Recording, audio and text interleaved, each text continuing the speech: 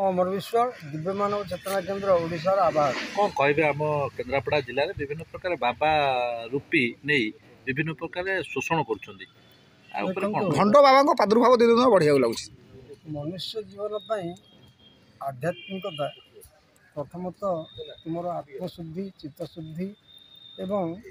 निजर जो सज्ञान सत्कर्म ये निहाती आवश्यकता अच्छी। तेणु यही आध्यात्मिकतार जो स्रोत से स्रोत साधु सन्थ मुनि ऋषि बाबा माता एमानकर भूमिका अवश्य अच्छी। किंतु आम दुर्भाग्य जे आम सनातन हिंदू धर्म सब विषय अधिक आलोचना पर्यालोचना करवा एवं जोगुड़ा सब अनुष्ठान अच्छी जो मैंने अनुष्ठान को परिचालना कर अनुष्ठान जो मैंने साधु सन्थ बाबा माता अच्छा से नियंत्रण करने से सद्बाट परिचालित करने कौन उपाय ना जहाँफल यही सत्पथरु विच्युत अनेक व्यक्ति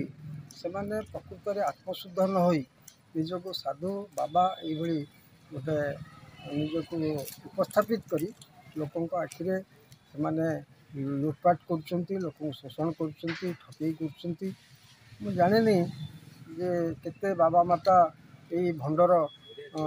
तालिकार अच्छा किंतु प्रकृत भाव में जदि आम तनई करवा ताले देखिए जे 99 बाबा होती भंड एवं ठक से आम धर्मर गोटे बदनाम हो तेणु तुरंत ये भंड बाबा माता जो मैंने सब प्रादुर्भाव डरात्म सृष्टि कर नियंत्रण करने आमर जो सरकारी आमर संस्कृति विभाग अच्छी तरफ गोटे पर्यवेक्षण हो एवं या ठीक भाव परिचालना करने गोटे स्थायी समिति निर्माण हो। एमती कि किसी बाबा जो कहते साधु सन्त मैंने किसी आर्थिक लोभ कि ये भितर किसी न था कि देखा बड़ बड़ अट्टालिका एसी रे रहिबा विभिन्न प्रकार शौक मौज करवा ये सब आसूची देखो गोटे अनुष्ठान जो प्राचुर्य से प्राय बाबा माता न था से निजक संयम रखती एवं विभिन्न प्रकार जो आसक्ति से मुक्त था जदिव से सात तल प्रसाद रहती ता सत्वे से पत्र कुड़िया भाव में से मन करते तेणु ये हूँ गोटे अनुष्ठान कथा प्राचुर्य थिले भी विभिन्न लोक जाने बसा उठा भल मंद करने घर आवश्यकता अच्छी से बाबा माता किसी संपर्क रखाए न रहा उचित एवं अनुष्ठान विकास निहाती जरूरी किंतु बाबा माता मान निज प्राचुर्य निजर शौक जदि किसी कर निंदनीय। केन्द्रापड़े जो भंड सारथी बाबा थे भंड हूँ कि भगवान सारथी हूँ से थे किसी केलंकारी फसिले से जेल दंड भोगिले बर्तमान ये केन्द्रापड़ा देखा मिलूनी कि केन्द्रापड़े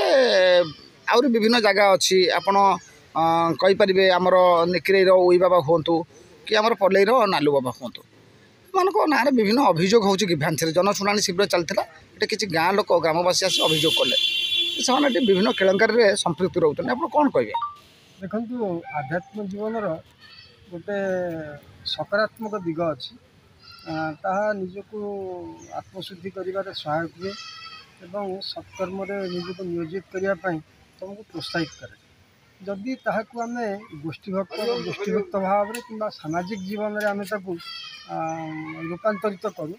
धरतु आमर सारथी बाबा से गोटे अनुष्ठान होते किंतु अनुष्ठान से गोटे मालिक बोली निज विचार करते कौन तार परिचालना गोटे सर्वसाधारण बा बौद्धिक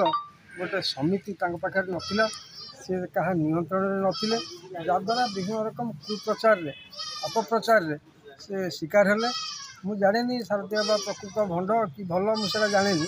किंतु जेहेतु तांकर अनुष्ठान को परिचालना करने पर्यवेक्षण करने से किसी व्यवस्था करनथिले से यार शिकार हेले सारथी जगह नालू बाबा से नालू बाबा जी कहतु से जड़े भंड बोली गणा हे कारण से पर्यंत जो आमर साधु सन्थ जो समाज अच्छी ता सहित से संपृक्त होना तार नियंत्रण से निजक रखी ना से निजर प्राचुर्य आलस्यपाई से जो निजक सर्वसर्वा होती से जमी सारथी बाबा निज सर्वसर्वा भावुले फसिले ସେମିତି ନାଲୁଆ ବା ଯେହେତୁ ନିଜକୁ ସର୍ବେଶ୍ୱର ଭାବୁଛନ୍ତି, ନିଜକୁ ଭଗବାନ ବୋଲି ଭାବୁଛନ୍ତି, ସେ ମଧ୍ୟ ନିଶ୍ଚିତ ଭାବରେ ଦିନ ଧରା ପଡ଼ିବେ। ଅଭିଯୋଗ ଆସୁଛି ଯେ ସେ ଯଦି ବଡ଼ ତାନ୍ତ୍ରିକ ଯଦି କିଛି ତା ପାଖକୁ କିଏ ଅଭିଯୋଗ କରନ୍ତି ତାଙ୍କ ବିରୋଧରେ, ତାହେଲେ ସେ ବେତାଳ ପେଶି ମାରିଦେବେ ଏବଂ ବାଣ ପେଶି ମାରିଦେବେ ଏବଂ ଧମକ ଦେଉଛନ୍ତି ଫୋନ୍ରେ। ଏହା ଅତି ନିନ୍ଦନୀୟ କଥା ଯେ ତନ୍ତ୍ର ମନ୍ତ୍ର ଇଏ ଯଦିଓ ସାଧୁ ସନ୍ଥମାନଙ୍କ ଗୋଟେ ସାଧନାର ଫଳ ବା ଗୋଟେ ଦୈବିକ ଶକ୍ତି, ତାକୁ ସବୁବେଳେ ସତ୍କର୍ମରେ ଲଗାଇବା ଆମର ଗୋଟେ ବିଧି ଅଛି। ଯଦି ସେ କାହାକୁ ଡରେଇ ଧମକେଇ କିଛି ନିଜର ବ୍ଲାକମେଲ୍ କରୁଥାନ୍ତି, ତାହେଲେ ସେ ନିଶ୍ଚିତ ଭାବରେ ଗୋଟେ ଗର୍ହିତ ଅପରାଧ ଏବଂ ଯଦି ଏ ଅପରାଧକୁ ଆମେ ପୋଲିସରେ ଏତଲା ଦେଉ, ତାହେଲେ ନାଲୁବାବୁଙ୍କ ବିରୁଦ୍ଧରେ କାର୍ଯ୍ୟାନୁଷ୍ଠାନ ନିଆଯିବ। କଥା ଗୋଟେ ଅଭିଯୋଗ ହେଲା ଯେ ସେ 50 କୋଟି ଟଙ୍କା ସମ୍ପତ୍ତିର ମାଲିକ, ଏତେ ଟଙ୍କା ଆସୁଛି କେଉଁଠୁ, ରାଜକୋଷ ଫାଙ୍କୁଛନ୍ତି, କ'ଣ କହିବେ? ମାଲିକାନା କଥା ମୁଁ ଜାଣିନି। ସାଧୁ ବାବାଙ୍କର ପ୍ରକୃତ ଗୋଟେ କିଛି ଆସକ୍ତି ନଥାଏ, କେବଳ ଭଗବାନଙ୍କୁ ବା ସେ ଯାହାକୁ ତାଙ୍କର ଇଷ୍ଟ ଭାବୁଛନ୍ତି ତାଙ୍କ ପାଇଁ ଗୋଟେ ମନ୍ଦିର କରିବା ଏବଂ ଯେଉଁ ଭକ୍ତମାନେ ଆସୁଛନ୍ତି ସେମାନଙ୍କ ରହଣି ବସବାସ ଏସବୁ କରିବା ପାଇଁ ନିଶ୍ଚିତ ଭାବରେ ଅର୍ଥ ଆବଶ୍ୟକ।